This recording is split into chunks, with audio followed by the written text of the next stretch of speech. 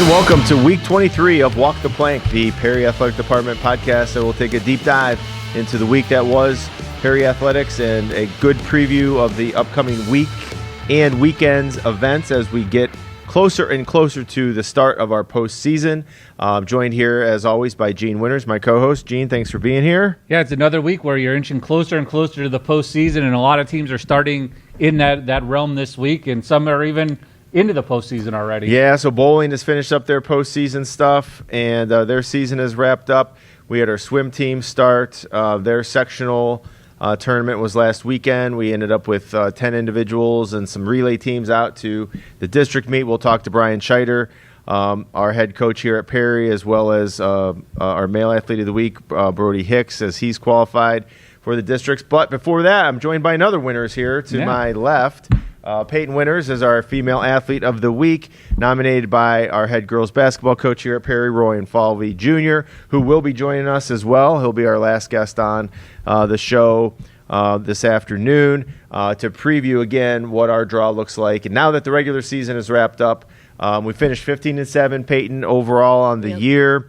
Last week, the last 5 or 6, 7 games have all been, minus the Geneva game on Saturday. We took care of business there, but they've all been sort of nail-biters, if you will. They've come down to the last couple of possessions, certainly the last couple of minutes of games. And how has that helped us? Obviously, earlier in the year, we went 10-0 in the CVC champs. Not as many close games early on, but certainly lately we've had that. How is that going to help us when it comes to postseason time? Yeah, I think the close games really help us prepare for some of the things that we could face in tournament play. Like, obviously, at practice, you can't practice every scenario, right. everything that they're going to throw at you. And so to have so many close games like that, it really gets us ready and shows what other teams can do. Yeah. Is there a game in that final stretch that you wish you could have back? There was the close one. You guys were able to pull it out against Rootstown. You had the big lead against Grand Valley. Let that one slip away. Riverside was back and forth. That Gilmore even there, you played without Mia in that game. Is there a game in that final 6-7 game stretch that you'd like a rematch? I think definitely Gilmore. I think that was a really good game, especially how we played them last year to this year. We've definitely improved. And also the fact that we could see them in the tournament. I really want to play them again. Yeah, they're on our opposite side of our bracket, so we could potentially see them in the district final. That would be out at Lordstown, but not too fast, not too far ahead of ourselves, not looking to jinx anybody, but we do have our first postseason game here this Thursday. So we're shooting this. It's about 2 o'clock in the afternoon here on Tuesday afternoon. And we play Thursday night, 7 p.m. against the Jefferson Falcons in a sectional final game. If we win that game, we would host, looks like Trinity, more likely than not, in round 2. That would be a district semifinal, and then off to the district final if we're able to take care of the Trinity Trojans here. Peyton, what is the most important thing do you think we're going to have to do in this postseason to make a run? Like, you were part of that team last year that sort of made it unprecedented, unheralded. I don't think anybody expected us to go and be district champs last year, and yet there we were in the game, and then we probably played the game of our season last year against West Branch down at Akron North High School. What do we have to do to duplicate that again? I think we have to, stay together. We play really well together, and the chemistry that we've developed throughout the whole season. And honestly, just stay consistent with our work that we put into practice. So making sure that we're there, putting reps in, and working together as a team really well. I think it'll help us in the tournament. Yeah. Are practices getting harder now, easier now? Is it, you're coming into that postseason where you guys, if you lose, your season's over. Do you feel more added pressure in practices to make sure everyone's on the same page, or is it kind of the same as normal as if it was a regular season game? I don't know. It kind of feels normal. There's some days that are a lot harder than others, and then some where we watch film and focus on our skills. But I think when it comes down to it, especially if we make it into the later rounds, they might get a little more intense. And what is Jefferson? You guys have started to prepare and look at them. What do they feature? What do you guys need to do to potentially slow them down? Because I don't think it was a team you guys played last year. Yeah, so we didn't play them last year, but the word is that they have some pretty good post girls that will match up in size and skill with ours a little bit, and a pretty good guard that we can defend. But in practice, we've really been focusing on some of their offensive sets, like defending well, and I think we're going to do some more film and stuff on them today. And speaking of our in down low presence with our size that we have with Emily Meckenbauer, Mia Lynch, that sort of that low post combo that not a lot of teams have. It seems like every team's got at least one, but to have two like that, what does it mean for this team to have that sort of that inside presence with Mia and Emily, and how does that for you as a guard being able? Does it open up your opportunities a little bit more? How does it having those two down low impact you? Yeah, having me and Emily has been such a game changer. They're both really strong, competitive players. Yeah. We really focus on paint touches a lot, and for threes especially, it's more inside-out shooting. So having both of them in there with the ability to pass out or score themselves really gets me open a lot more with being a guard on the wings. But their presence inside is just amazing, and I love playing with them. And even their presence at practice really helps push the team. And the other part of that is, I think we might have talked to you during tennis season about this, but not seeing what they could do on the floor. But, Hopkins coming in and Tresker coming in, two freshmen, and Flenner getting some more time. How have those three girls, or even, some of the other girls, really developed this year and taken on important roles for this team? Yeah, you can definitely see through the games that they've been playing that their skills have been so much better. I'm seeing all of them get more confident with their playing time. Getting that experience in the minute really helps them, but watching them also get more confident at practice and trying new things is really good to see. I'm really excited what they can do, and especially since two of them are freshmen and a sophomore, like what they'll be able to do coming to the next years. Absolutely. And how has your game improved? Let's start with a little bit of background on you from a basketball standpoint. How long have you been playing this game? When did you start? And then, you're a junior. We only have one senior. We have Adriana Polzer as our lone senior. We've got several juniors. You're a leader in that class. Where has your game improved? So how long have you been playing, and then where has your game improved in the last 2 or 3 years since you've been at the high school? I've been playing since, I think, probably kindergarten rec. Yeah, right. So I've been playing for a little bit. And then an area where I think I've definitely improved is my shooting ability. More range, I think, and higher percentage threes really helps. Great. And now as you are getting known as a three-point shooter, how important is developing a mid-range game, getting to the free throw line, driving the ball a little bit more? Yeah, it definitely is like a factor that plays into it, being able to drive more, even get more mid-range because people start running you off the three-point line or play a little tighter so you can't shoot as well. So it's really good to develop those kind of skills too. And have you tried to drive a little bit more since that girl in Rootstown blocked your shot? Yeah. Yep. And the other part, Mr. Rockwell just mentioned, how is Adriana, being the only Yeah. senior, how is that relationship? Obviously, it's someone you've played with for the last 3 years now, but how is she been with you guys developing and being that lone senior? Yeah. Even Adriana being the senior, like she's developed so much through the season. I watch her get more time and more minutes playing. She takes really good shots, and she's just a presence that I think we're definitely going to miss next year. She's so positive and uplifting at practice, and she does a lot of good stuff. She plays really good defense, and I've seen that improve a lot over the season. So we'll definitely miss her next year, but she's doing really good this season. All right, and then so we're back-to-back CVC champs. We're looking to repeat as district champs. Any other goals that you've talked about as a team? Are you just taking it at a game-by-game basis, like win in advance? So we're focused on Jefferson. We're not looking ahead to Trinity or Gilmore or Norton or anything like that. Or is there a bigger picture out there from a team goal? Like, hey, yeah, we want to be district champs again. I think everyone knows that we really want to go for district champs again, Yeah. but we're more pacing it a little bit, taking it one game at a time, not getting too confident and looking ahead when we can make mistakes in an early game. Right. So, but I think everyone there knows that we could get to districts and that we all want to win. And for you, and the coach isn't here yet, so you played under Coach Rockwell for a number of years in travel. Yeah. You've been with Coach Infalvi now for 3 years.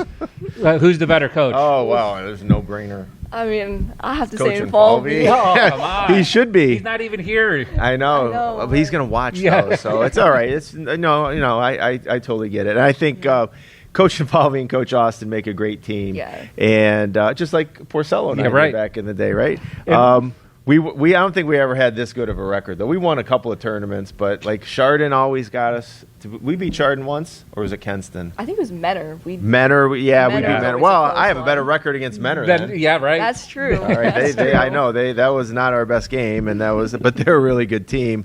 I ran that Division 1 meeting on Sunday, and Menor was the number 2 seed out of 20 teams, all in Northeast Ohio. They're going to make a good little run here under Coach Reshevsky. So. Yeah. All right, well, Pate, since we haven't done, we won't do this with Brody since we've had him on the show earlier, but we'll little get to know you. We haven't done it since last year, maybe in the springtime or in the fall. First of all, let's get your food out of the way here. We have a new Raising Cane's. It's box combo. You get a box combo, and then you get your usual DQ. It is Cane's night at the boys basketball game tonight, so they're going to be there. If we score 25 points or more in the first half, not the first quarter, they're going to give out, I guess, all kinds of coupons and buy one, get ones or whatever. I don't know exactly what it's going to be, but I told Coach Isofano, make sure he takes care of the 25 points. It should not be that difficult for a half of basketball. So he says they will accommodate. But it is senior night. Yes. We'll talk about that as we get into the boys basketball section of the show. But, Pate, before we get you out here, what is your favorite food? Sushi. Sushi. Yeah. Now, can you make your own sushi? Oh, no. No. I just buy it. You just buy it. Where do you buy it? I'm not a sushi person. Well, we go to Bluefin a lot. It's in Menor. In It's Menor, really okay. good.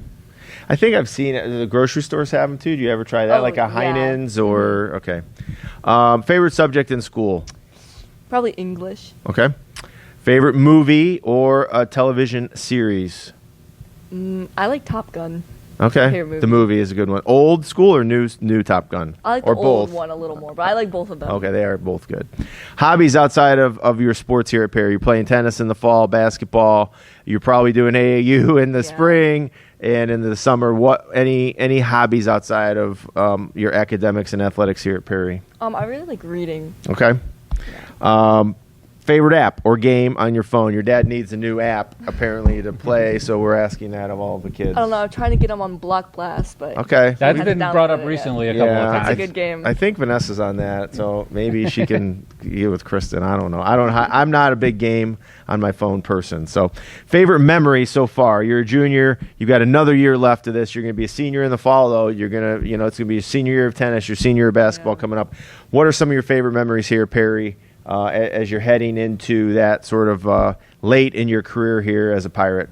I actually think I said it the first time I did the podcast, but that West Branch game that we played for districts Last year, was yeah. amazing. Pretty sweet. It had a really good vibe to it. It had a good, it was just sort of that underdog role, and we certainly got things done and took care of business. So that's a good one. Visit any place in the world. Where are you heading? Probably Italy. Okay, good choice. All right, Peyton Winters, our female athlete of the week. Let's recap girls basketball. We are hosting Jefferson on Thursday. If we win that game, which we are favored to do, we will host the following Tuesday. That is the 24th of February, 7 p.m., most likely against Trinity in a district sign-up final game. So come on out. Please support this team as we get to home games here in the postseason, which is a rarity. Not everybody gets that. You have to take care of business in the regular season, which we've done. And best of luck in the postseason. Peyton, we'll update everybody as we go. Thanks for being here. Thank you. All right. Peyton Winters, female athlete of the week. Yeah, and that's the exciting part now, as you talked about, that tough stretch they had over the last 7 games playing playoff caliber teams from each division going from top to bottom, and then, sure, they took a little lumps in there, but those were all learning experiences that will hopefully benefit them come playoff time. Absolutely, and it's you have to play those games. You don't want to go in there, and it's great. We were CVC champs, and we won all 10 of those games, and we weren't overly challenged in that scenario. But you definitely want to get some of that, as she talked about, some of those close game experiences where now you're having to run a play to score with not a lot of time left, and you're having to practice missing a foul shot so you can get a rebound and score 2 points because there's not enough time left. Those are scenarios that are really hard to duplicate in a practice situation. You can try it, But with the game on the line, to have those experiences in a regular season game is sort of a coach's dream, and because it will help, come that postseason time. So we wish the best of luck to the girls here, and we'll have Coach Infalvi on in a little bit here at the end of the show. But let's transition over to the swim side. We'll have Brody come on up. Brody Hicks will be our. We won't ask you all the questions, Brody, but you get some food. You can wait till after your seasons or whatever, or eat away. Maybe you're not a wrestling mentality where they can only eat so much. But I know you do take care of your body. You take care of the food side of things of what you're doing. So welcome back to the show, Coach. And I thought it'd be a good opportunity to have you and Noelle on. Noelle couldn't be here. She's got a doctor's appointment, just to sort of talk about, I guess, preview here the upcoming district meet and the state meet, and then potentially have you on toward maybe afterward, just to sort of recap all of the things as we go over the next few weeks. So first off, congratulations on qualifying for districts. It's sort of a box you knew you had to check, and you certainly were expected to do that, but it's still something you got to go out and swim and get the time and move on before, we've sort of, with the Olympics, you've sort of seen some of those scenarios happen where,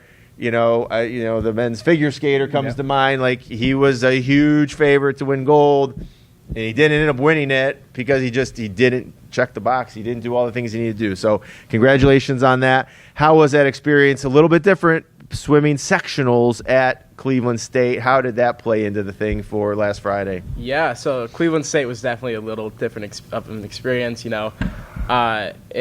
It's usually where we do districts, and in the past, districts has been a meet where it's a must swim fast to make it on the state, right? So that environment kind of at first was intimidating because it's a must do. Right. Usually sectionals is a little more relaxed, but that changed it. And also, I think a couple days before the meet, there was actually frost on the inside of the pool deck at Cleveland State because their HVAC system is down. So it's definitely a cold pool deck. Pool temperature is okay, but the pool deck is cold. So, I'm back there wearing a winter hat. There were people wearing heated gloves and stuff. So it was cold. Wow. You gotta make sure you stay warm. But overall, good pool to swim in. Okay. Yeah, I was there for a good bit, and the heat rises, so up top where I was sitting, I did not feel any cold, but now that you mention that, I did see a couple of people with trying to be extra warm. But let's just touch base on where you qualified. So 50 and 100 freestyle, and then in a couple of relays, the 400 free and the 200 free. So in each of those scenarios, you're swimming a 50 in the 200 and 100 in the 4. So all four of those events the same length, either the 50 or the 100. What do you feel most comfortable in terms of, obviously we've had you on numerous times here to get to state. What are you looking in terms of, not so much numbers, but do you think you can do both 50 and the 100, and how are the relays looking? Yeah, so I think our relays are looking really solid this year, especially our 200 free. At the end of the season, we kind of did some math. We don't usually do the 200 free. We usually do the 200 medley. But we're like, maybe we could put together a solid 200 free relay. So we tried it out at a meet, and we went a pretty decent time. And we're like, if we keep dropping from this, we could get a school record, actually. From our performance last weekend, we're 1.2 seconds off the school record. I think we were 135.0. School record's a 133.8. If I'm not mistaken on that. And also, that one, we're looking at an outside chance at states. So, we're going to hop in the pool Friday, see what we can do. First, trying to get that school record, but, see what comes with that. And then our 4 free, I think we had a really great race over the weekend. Most of the boys dropping best times in their 100 free styles. We were probably 4 or 5 seconds faster than we've been throughout the season in that. So another promising relay there. I don't know. We got the school record last year. I'd never say never. I think we need to drop another 10 seconds or so in that one. But it's a longer race. There's more time to drop.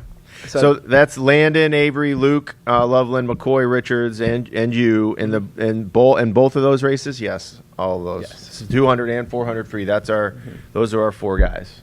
So how do you just decide, hey, let's just try getting 4 guys together and swimming this? Is it something you guys thought about most of the season, or was it just kind of on a whim? Yeah, well, it's always been kind of a thing for me to look at the school records and, see what I can do with them. Yeah. At this point, I'm missing a couple of relays, and I'd like to take those ones off, too. And I did some math with, like, splits, and I thought, okay, this person can probably go this fast, this person can go this fast, and then I added it up. I'm like, that would be a school record if we could do that. So I asked Coach Brian if we could try it at a meet, and we tried it, and we did well, and here we are going for the school record this week. Awesome. Now, do you just go up to them and like, you're running this relay with me, or is it kind of like you have to sell them a little bit? No, well, anybody's happy to do a 200 free relay. You just swim as fast as you can. Yeah, it's called the splash and dash, where you just hop in the pool. I don't breathe during it. You just go as hard as you can for about 25 seconds, and then you're done. But usually with our relays, generally you're going to have your top 4 boys swim in the A relay, and you're going to try and stack that relay to see how far you can take it. And another thing on our relays, our medley relay actually qualified too. That's one I'm not in. So for swimming. The medley of relays. So that's Luke Loveland, Landon Avery, McCoy Richard, and Miles Walker. Yeah. So all right. With that, McCoy, Landon, and Luke are swimming 3 relays in 1 individual event, whereas I'm swimming 2 relays in 2 individual events. Okay. And that's something you're allowed to do, and they wanted to qualify that other relay for districts. And really a shout-out to Miles Walker, our freshman, stepping up on that relay. We had a couple guys competing for that spot, but he really showed in the moment. That one was questionable. Yeah. He was going to make it to districts, but they made it, I think they're 20th, and they needed 24th, so they made it pretty easy. They beat their seed time by 5 seconds, which was huge. So that's great. Now, I talked to his dad after, I think I saw him. So I was at the pool, Cleveland State during the day, and then we had a Madison basketball game, and I think by that point, sometimes we have to wait to see who's qualifying and stuff, and he's like, they qualified. He was sort of shocked. I'm like, that's an awesome accomplishment for those guys to do it, and especially Miles as a freshman. But it is a little unique in let's try to, we'll pull back the curtain a little bit, like some of these events, because there's so many sectionals, and the same thing coming up this week, sometimes we have to wait a little bit to see what the other times from the pools are. So, is that nerve-wracking for you? I mean, that's a pretty easy question. Yeah, it probably is. Like, how does that play into the whole? Like, how did we find out last week when we were all qualifying? When was it official? Yeah, well, when you're there, what you really have to think is, hop in that pool, swim fast. Don't worry about it, because you have multiple events through the day, and you don't want that to weigh down on you. Yeah. What other people are swimming. But luckily, we were able to get some inside information from other coaches at that meet. There's this thing called Meet Mobile, which is an app where they release all the times, and they were going to do a delayed release, but people were communicating, who was going what. And I think an hour after that race, they probably figured out they made it. Awesome. It wasn't officially. Right. It's that night or the next morning. Usually. But I mean, there's nothing you can really do. Yeah. I don't see it personally. It's not that nerve-wracking of an experience, but you can usually figure it out pretty soon. Well, we'll be in that same boat. We've got districts at Cleveland State. We're going to be waiting for districts from all over the state now, for Cincinnati, Columbus, Toledo, et cetera, where we're going to have to compare times and just sort of wait it out and see. And then, like Brody said, you go out, you swim the best you can, as fast as you can, and whatever will be, and hopefully we love to get a relay team down there, get a couple of other swimmers down there. We'll talk with Coach Scheider here in a little bit on the girls' side and what we've got coming. So, and for you, is there, and you kind of alluded to it earlier, but is there an advantage or disadvantage of swimming Cleveland State back-to-back weeks? And I know you guys swam there earlier this year as well. Is there anything to that, or is it just there's better competition here now and I just have to swim? Yeah, I'd say there is some advantage getting used to a pool, especially Cleveland State. I think it's a kind of unique one. Mm-hmm. For me personally, I did a lot of practice. I practiced my starts a lot before the meet, because Cleveland State's blocks are actually loose. So whenever you start on them, they actually move backwards a couple inches, which they're not supposed to do. But that's what they do. Okay. So that was messing. We did CVCs there, and that messed with the depth of my start. I was going too deep. So getting a little extra practice in on that, and I'd say there the perception of the wall you turn at is a little different too. So just getting used to the pool is nice, but doesn't make a major difference. So how do you practice getting off of a loose block? Like, do you loosen it up here at Perry? No. So I just not allowed. Usually, during meets, there's a warm-up portion where you can do starts, and a lot of the times I only like doing 1 or 2 starts because starts take quite a bit of energy. But sectionals, as I know, I'm gonna move on to the next round. Right. I can use that time to practice. My legs don't need to be saved for my races, so just practicing multiple times, figuring out like I would have to do one less underwater kick, and I have to immediately start pointing my fingertips up in my streamline. So just little things like that. All right, and then so I guess back. So we talked about the relays. Back to your 50 and 100. You're a time guy. You look at times. What are you in the realm of? What are some of your goals as we head to districts, and assuming we get down to state in either 1 or 2 of those individual events? How are things looking from that perspective? Yeah, so this year I've actually been trying to avoid gold times as I get a little too obsessed with them. Yeah. I just, hop in the pool, do the best I can, swim fast. But as far as place and all that, it's pretty interesting. Our sectional, I know everybody, at the top ranks of the state as far as the boys. Sure. And I believe our sectional had 4 of the top 5 guys in the 100 free in the state. So I placed 4th in it. Yeah. And I didn't have my best race at sectionals, but that's not where I want my best race at state. At state, so that will be an interesting race. I think that race can go a lot of ways. As far as time, I'd love to. Right now I'm at a 46.1 as my best time. I'd love to go 45.3 somewhere around that range. Okay. And then in the 50. Same thing. One of my top competitors, PJ Korwitz from Gilmore. Yeah. He beat me out this last weekend. We're going to be competing up there for states. I think there's another guy that's very good from Columbus. Okay. And for that one, I'd love to go 20.4, which is 0.4 seconds off my 20.8. Right. So. Okay. So you got goals, and that's you got to have them. I think it's great that you know all that stuff and you know where you need to be. How are you attacking?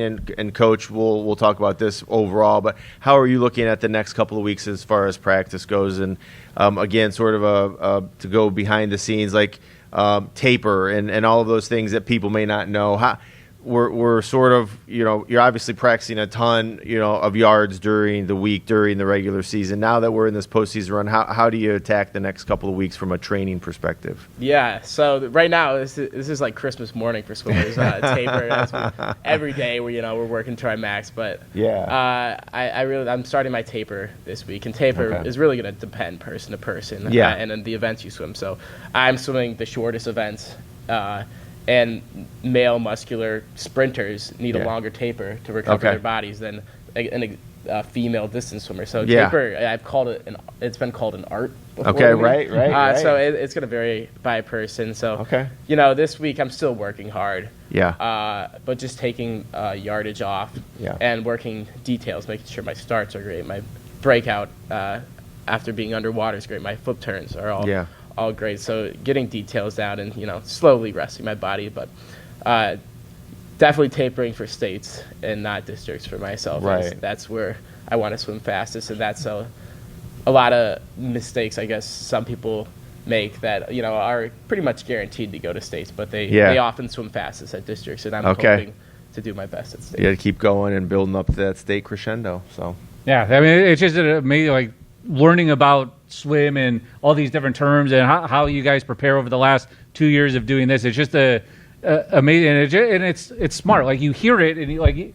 an average person, I don't think about that. Like I just think you guys jump in the pool and swim your fastest every week. But it's the behind the scenes that interests me so much that that you're still going hard, but kind of easing into it and saving it for when you need it. Now during this taper time, are you now helping your teammates a little bit more, watching some of their techniques, or are you still kind of concentrating on yourself?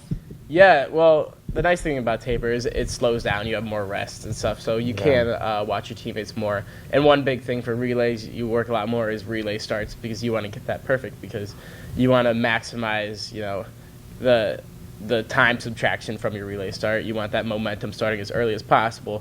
But if you go too early, your relay's done. No school record, no states or anything. So you really don't want to mess that up. So that's one thing that we work on a lot as a team at this time. So with that in mind, with the relays, people are probably familiar with track relays. You hand a baton off, and the next person starts running. What is the rule in swimming? Does the person in the pool swimming have to touch the wall before the person jumps into the pool? Yeah. So there needs to be 2 points of contact. So the swimming must touch the wall, and the other person's at least has to be in contact with the block. So you don't have to wait to move your body until they touch that wall. Okay. So you can just get your momentum going early. Yeah. But it's a hard thing. Sort of an art, I bet. It is. That's crazy. Yeah. Okay. Yeah, it's bang bang. Mm-hmm. So.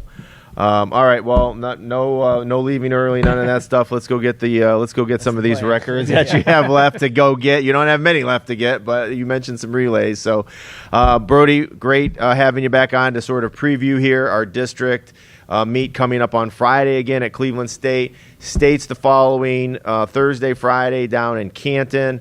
We'll update everybody as we go, and then probably would love to have you back on one last time afterward, just to sort of recap the year and your career, and we'll just sort of maybe get any other state qualifiers sort of back on afterward and just sort of recap it all. But we wish you nothing but the best of luck here over the next couple of weeks. Thank you. All right, thanks. Brody Hicks, thank you. Our male athlete of the week, and we'll continue our swim conversation right now with our head coach. We'll just flop places out with Coach Scheider and with Brody. Coach Scheider, appreciate you being here. Yeah. It was a fun weekend, fun night, just Friday night, not 2 days or anything, but one long day on Friday down at Cleveland State. But we'll recap here and make sure I don't forget anybody. It looks like we had 10 athletes and 12 events advance from Cleveland State. So we've talked a lot about the boys. The girls medley relay, Kira, Mary Lynn, Noelle, and Emma. The 400 free, Mary Lynn, Kira, Emma, and Noelle. Noelle in the 50 and 100 free, and Mary Lynn in the 200 IM and the 500 free. Sound about right on the girls' side? Yes. Okay. And then we talked about the boys' 200 free relay, the boys' 200 medley relay, or the medley relay, I should say, and then the 400 free relay, and then Brody in the 50 and the 100. And we don't want to forget Traxton. He didn't have to dive. There is no sectional meet for diving, but there is a district meet. He'll compete at the districts tomorrow with a chance. So they go a couple of days in advance. Again, this is a Tuesday afternoon, so he dives on Wednesday with advancing to the state, which he did last year, sort of on the line again. Yeah, definitely. So an exciting day. Why don't you just sort of recap it for us and just give us your thoughts as a coach? And you've got other, you're the swim coach extraordinaire. You've got several teams, several kids down there. But so I know you're probably every single race you've got a kid maybe in the pool. But just give us from a Perry perspective how things went for us on Friday. It was a great day. Yeah. Great day. We qualified every relay we put together. Yeah. And then, like you said, Brody and Noelle and Traxton and Mary Lynn. Mary Lynn's 500 was spectacular. Yeah. She lost her goggles at the start. Oh, my. And so she's swimming with her head up for the first length of the race. And I'm like, oh, my gosh, just put your head in and go. And she stops at the 50 and was trying to decide if she was getting out. Fixes her goggles, which you're allowed to do in freestyle, but none of the other strokes. Okay. And then off she went and just started picking people off. And she even beat people in the heat because she just went off. And she squeaked in at the last spot to make it in, and it was so exciting. When I was able to tell her that later in the day. That's pretty incredible. So they didn't go to the bottom of the pool. She just didn't. They were off of her eyes. They were like on her forehead. They moved right up. Oh my! Wow. So what do you when you're doing that 5-minute swim? And what are you thinking as a coach at that point? You see her stop. Are you freaking out? Yeah. At the other end of the lane, just freaking out. But then, like I said, she put her head down, and then off she went. And got to it. I told her this week, you're dropping 15 seconds. If all you got to do is just swim like you did, right. With a good start, you'll be right down. So it's going to be another great Friday. With all your player or your swimmers that advanced, was there one group or one spot where you were kind of, I don't want to say surprised, but maybe had a little bit of doubt going in, and they were the ones that went out and surprised you? Well, both medley relays, actually, they were I post for the kids all what made it to state the year before and districts the year before, and so we're looking at it constantly all season long. And they had 5 seconds or so on both of them to make it, and they just swam out of their minds. And like adding Miles, the boys, there were 3 freshmen that we raced at the end of practice every day for a week, trying to decide who was going to make that spot. That's crazy. And Miles was it, and they finished 20th in that medley relay. So again, Luke Loveland, Landon Avery, McCoy, Richards, and Miles Walker. Yeah. Mary Lynn in her IM, we kind of figured she was going to go. Yeah. And she just swam her time. And Brody and Noel, barring some crazy something, we're going to go. So they even swam a double on Thursday. They swam Thursday morning and Thursday afternoon. Okay. And then raced on Friday. So they were a little heavy. Yeah. But like Brody said, that was all part of the plan. Yeah. Good. I think we might have touched on this the last time you were in, but just in case we didn't, having Brody, having Noel, 2 of the best in the area at what they do, how does that help benefit the rest of your swimmers? Does it take a little pressure off of you knowing that, one, you have these 2 studs, but they could also be the 2 leaders to help deliver your message? And that's exactly what they've been doing. They're putting in the work. They're keeping everybody engaged. They're leading cheers. They're doing all the things that help keep the team engaged, because sectionals is like a 7-hour meet or something. Yeah, it's crazy long. Kids are just sitting in these bleachers for hours just for their, just waiting to 1 swim. minute race. Yeah. Right, yeah. And so it's keeping everything going. It definitely helps. And then throughout the whole season, they've been also doing that. Like the kids have somebody to look up to, or, the other 3 boys asking which relay Brody's in. Yeah. right. Because it takes pressure off them too. They're going to swim as fast as they can, but when you're going up against whoever, it helps. And then as Brody kind of touched on it, as he approaches you with the relay team, do you kind of think for a minute like this might not be a good idea, or is it just kind of like, you know what, why didn't I think of that? Well, it's kind of both. Sometimes they throw out some random things, and most of the time they want to do the 200 free because it's the shortest race. Right. But he did approach it, and I said, we got 2 meets to go, and it's not going to matter. How many meets do you have to win to be a state champion? Right. Just the last one. That's it. So, so we put it together, see where we were, and off we go. And if they break the school record, they're going to be knocking on that door for the last spot. Yeah, so they finished 13th at sectionals when that 200 free. And if, like Brody talked about, I think it's like, if my math is right, like 0.3 seconds each. They're going to be at about 1.2 seconds for a team, and that's going to put them in the realm for the school record.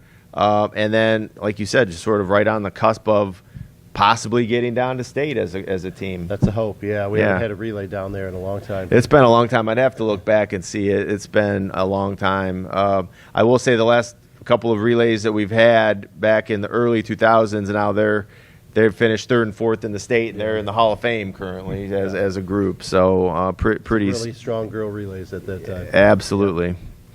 All right, so what are some of the goals, I guess, coming into this weekend? So we've got 10. You're going to take 10 kids down on Friday back to Cleveland State. Some of them are probably just looking either maybe a school record or to improve their time and to PR. But what are some of your hopes or expectations for this weekend?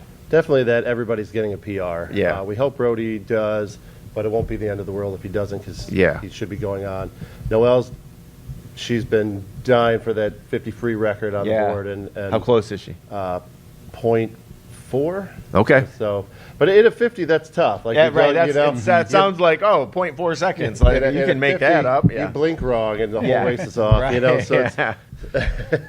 So it's my least favorite to watch because it's just so everything has to be just right. Yeah. So hoping that everybody drops time, does a PR, and we're just looking for.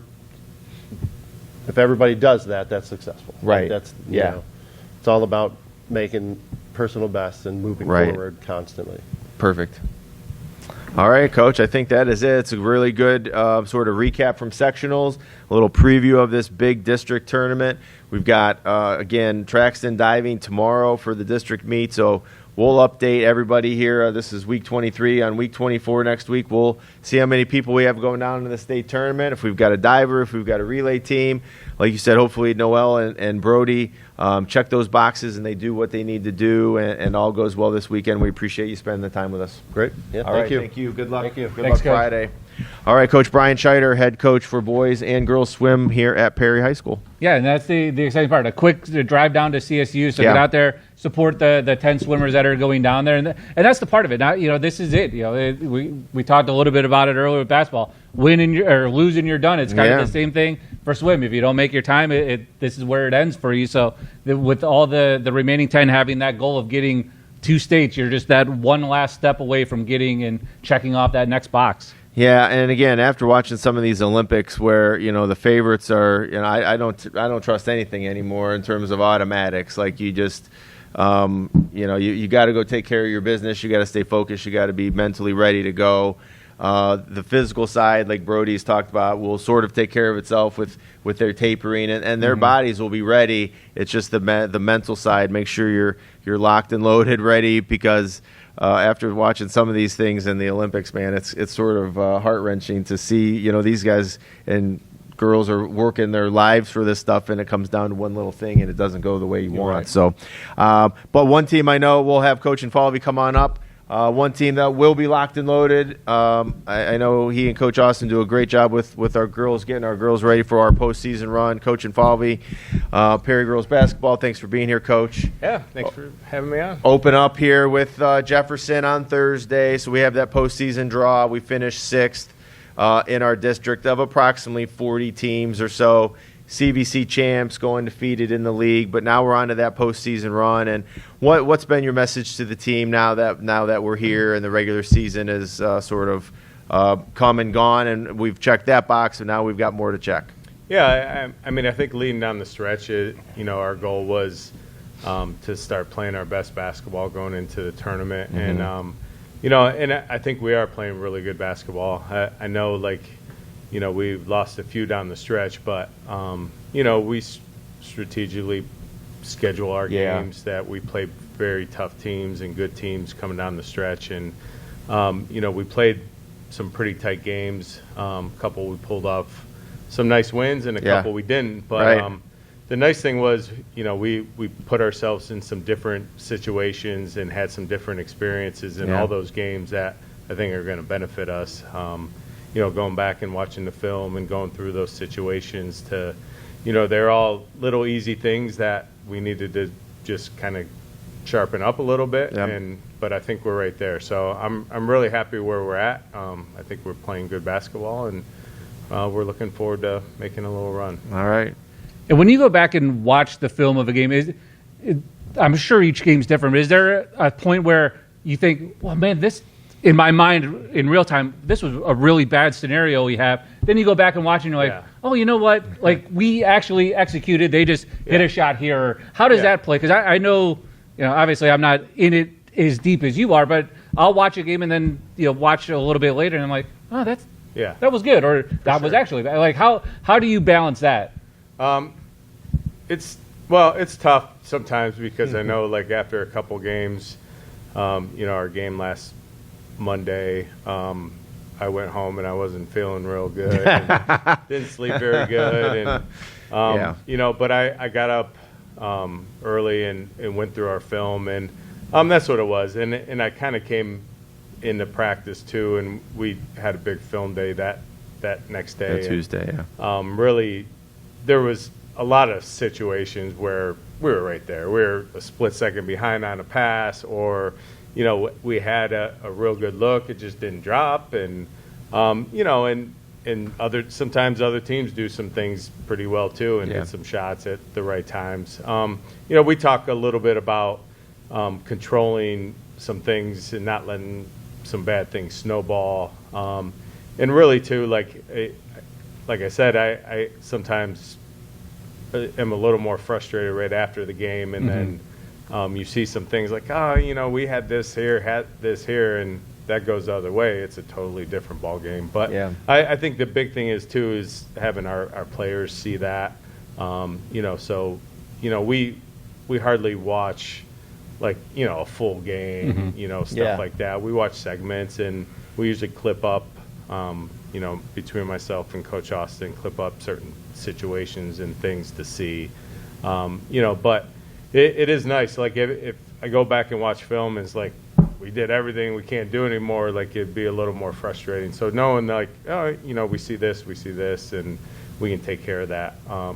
But it's like that a lot of times. I'm generally, if we lose a game that I feel like we should win, or sometimes I feel like, we didn't play that good. But looking back, like, we did some really good things. We just have to kind of straighten a couple little things here or there. So that's where the film is good. And really, like, a lot of our stat lines, weren't bad. There are little things here. Like, hey, we had 15 turnovers. They had 11, and they converted those into points, and we didn't on certain things. Sometimes that's a difference, and sometimes it's foul shooting, making some foul shots at the right times. And so we use that a lot.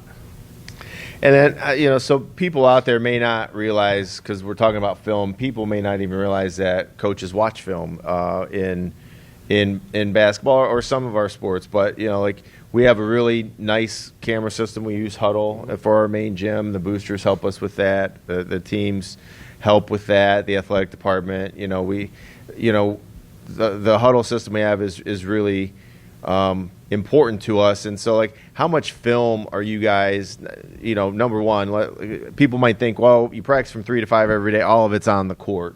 How much film are you watching with the girls, like we've talked about, on a daily basis? And then the two-part question of it was, how much film are you watching as a coach of your opponent and things to come down the road? As a team, we generally we at least watch film at least one time together before a game. Depending on how much time. Like, these past couple of weeks, we've had some where we've only had one day in between games. Right. But we always watch together, as a team, to go through our opponent.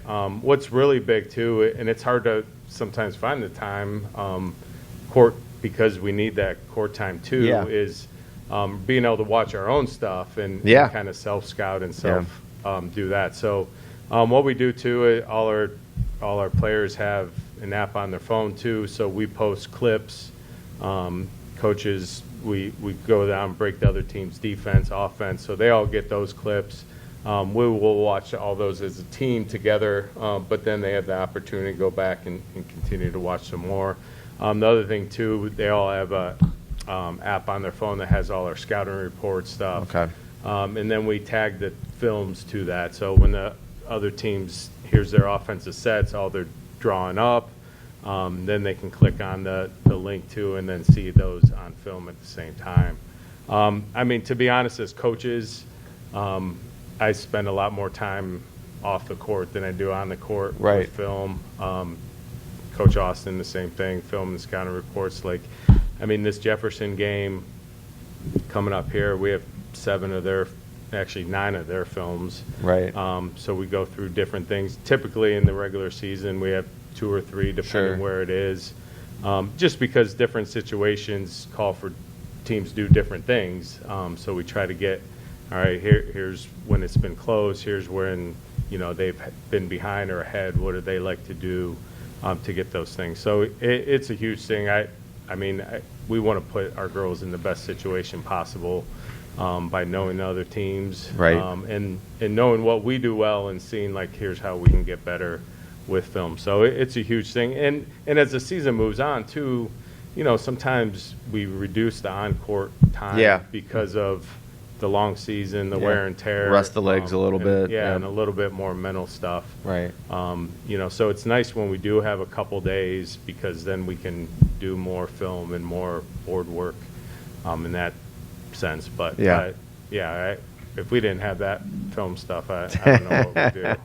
It's a huge part of what we do. Yeah. And Peyton gave us a little bit of a scouting report on Jefferson earlier. Do you look for, like, common opponents that you guys have played together, so you can go back, match your film to what they do, or is it just kind of maybe take the last 5 games, because the beginning of the season might not matter to where they are now? Yeah, and sometimes too, like, at this point too, like I had some film on Jefferson from their first few games, and we don't really spend a lot of time on that just because it was so long ago and teams develop.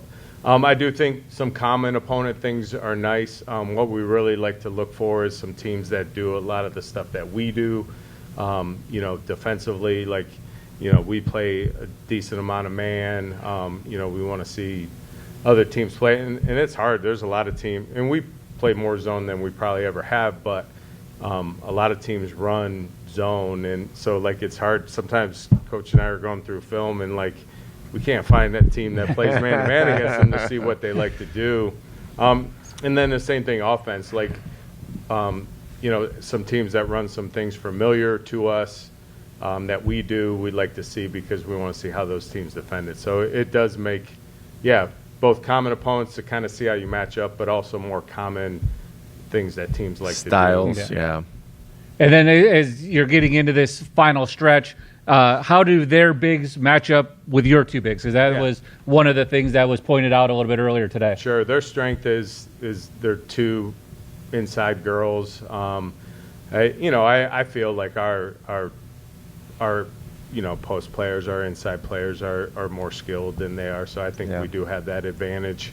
But it is their strength, and they do a good job. They use, their strength to their advantage. They don't have a great record, and they don't score a ton, but they're pretty decent defensively, and they do some nice things. So, we worked on some situations yesterday, and we'll continue today and tomorrow to how we're going to take advantage of what we do to put them in bad situations. And I think we kind of touched on it the last time we had you on, but now that you've been able to watch them play a full season, just talk about the development of Hopkins, Tresker, and even Flunder. Like, to me, not knowing, especially coming in as freshmen, maybe you don't know, maybe you have an idea at the beginning of the year, but I think what Aubrey's been able to do this year, both defensively, being able to start as a freshman, the deflections and the steals, her defense has really stood out. Yeah, I feel like she's our best defender by far at this point. And she was decent to start the year, but like she really kind of grew in that confidence and knew that she could play at a high level.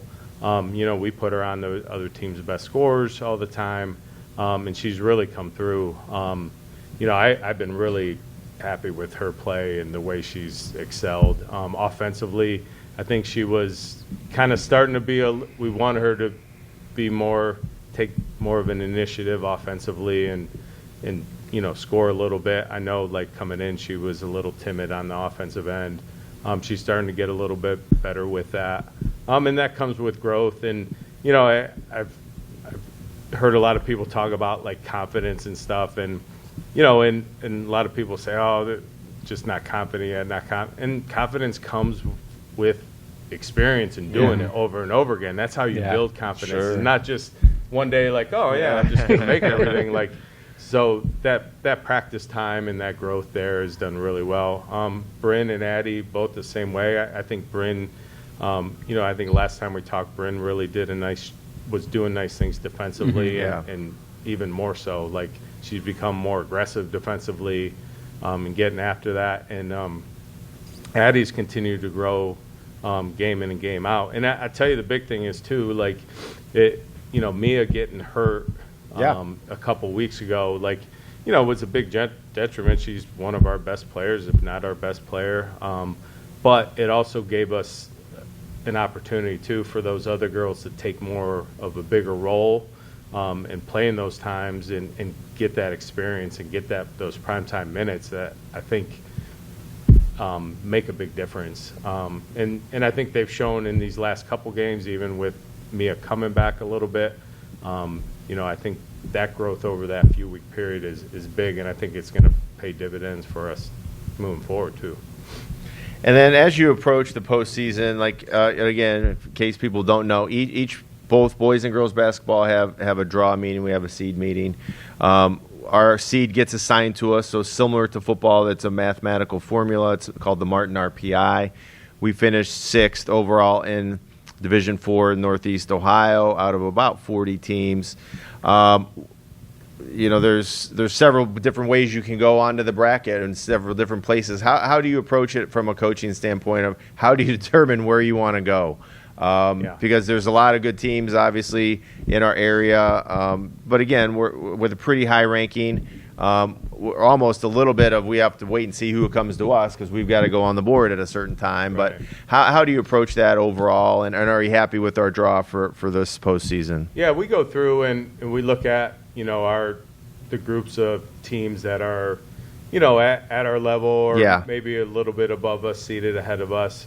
We went through and probably watched a couple films on each of those teams leading up to the tournament to kind of see what our best matchup is if we had the opportunity to make some choices. We have 5 brackets in ours, so they changed the rule this year where only top 5 teams could pass. It used to be 2 per bracket. We're 10, so when we finished 6, we didn't have a whole lot of choice of we couldn't pass, so we had to go on the board. And really only one team had gone on the board at that point. But based on the stuff that we looked at, I feel really good about where we're at, the situation we're in.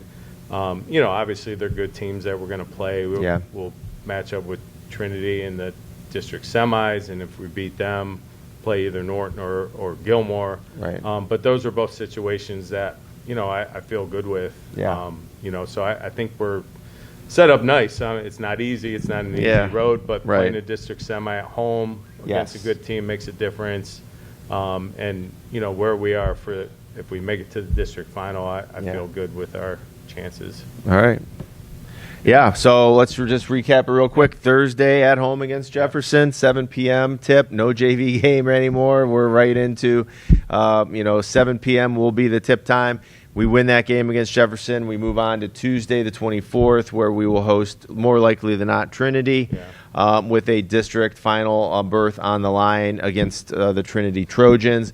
And then we would play Saturday, the 28th, over at Lordstown. Never been to that gym either. No, and they don't have a girls team. They haven't for the past couple years. That's crazy. 2 or 3 years ago was the last time they had a girls team. So did not know that. Yeah, I didn't really know either, and I looked more into it over the winter. So about 5 or 6 years ago, we moved away from this the more I don't want to call it centralized, but we had about 12 teams in our district, and they were all from our area, within a half an hour to 40 minutes max of each other. Now we've got 40 teams in our thing, and we can go anywhere from almost Sandusky to Youngstown, and it's a little crazy. Ours, which is right by Sandusky. It's nuts. The boys. We'll talk about the boys drawing a little bit. We're going out to Brookside. In Sheffield Village, so that's far west. That's Lorain County. I've never been in that gym. I've never been in Lordstown. I wasn't in Akron North's gym until last year when we beat West Branch. So you get to visit a lot of gyms, I guess, and check them off the list and see what they're like. But it's a lot. But we would love to go to Lordstown, and because that means we're playing in the district final. So hopefully we can get there. Coach, appreciate your time. All right, thank you. We'll update everybody. Thanks for being here, and go Pirates. We'll see you on Thursday. Sounds good. All right, thank Coach, you. Thank you. Yep, Coach and Falvey, girls basketball here at Perry High School. Yeah, that's ready to go. Here we go. Let's go. It's go time. It's time to put up or shut up, and I think our girls will be ready. Yeah, the tough 7-game stretch at the end of the year to get you to this point has now been completed, and Jefferson comes up first on Thursday. So that's the girls portion, the swim portion of the podcast. You mentioned boys basketball a little bit earlier. They have their final home game here tonight, or potentially their final home game here tonight on Canes night. Yeah, so it's senior night, it's Canes night, it's senior night, we have our youth cheer night tonight too. So we ended up with one more home game on Friday, and that's against Bard Academy. That's right. They had canceled on us or postponed, not because of weather. We were supposed to play them back in January, but a roundabout way, it was weather related because they had to finish their league games first because they had lost so many due to the weather that they could not play us on the date we had originally scheduled. So now we've moved them. It's February the 20th, so Friday night. But we didn't want to do senior night there. We didn't want to do the youth thing there or Canes because again, I don't want to get a call from them on Thursday afternoon saying we can't come, and we didn't do anything tonight. So Tuesday night, home against Jefferson. Senior night we have 2 cheerleaders, 2 basketball players. And so Brady and Michael will be out on the floor, hoping to get Brady onto the floor in some capacity. And then we have Grace and Marley on the cheerleading side. So we get to recognize 4 really great kids tonight prior to. So in between varsity and the JV game, we're going to do that. And we'll see. It should be a fun night overall. Yeah, and then obviously boys also in Division 4, so they had you kind of alluded to it, but how did that play out for them this weekend as they ended up with their draw? Well, just like the girls' side, we were about 40 teams. We finished 13th overall, ranked 13th in the Martin RPI. And so certainly in the top third of teams, but it just like the girls' side, it's very competitive, and it's a very, even that I would argue that the top 5 teams, 6 teams in our district for boys are sort of head and shoulders above, the second, tier of those teams, probably 7 through 15. So it's one of those things that people were trying to purposely stay away from those teams like a Warrensville Heights, a Cleveland Central Catholic, a Glenville. Canfield is the biggest Division 4 team out there in the entire state, and they're 19-1, so they're obviously very, very good. So we ended up taking an away game because we thought it was our best chance to make a longer run. We could have hosted a home, thrown ourselves out there and waited for somebody to come to us, and we certainly could have had a home game. But then in that next round right away, you're looking at playing a Canfield, a Warrensville, or a Glenville. So, our opportunity, and I was in that meeting with Coach Isofano. We had the girls' meeting for D1 right after it. We're having to go on the road, but this team has been resilient all year long. They are road warriors. We have a winning record on the road, and they have a really good mentality to go get a win at a very good Brookside team, and they've got a good record. But I think some of the things we think about, and probably right or wrong, I think the Chagrin Valley Conference has some, especially in our division, has some really strong teams on the boys' side. Obviously, 2 of our losses are to Hawken, 2 of our losses are to Harvey. And we're 12-9 on the year, or 11-9 as of recording this. Yep. So almost half of our losses are against 4 from 2 teams.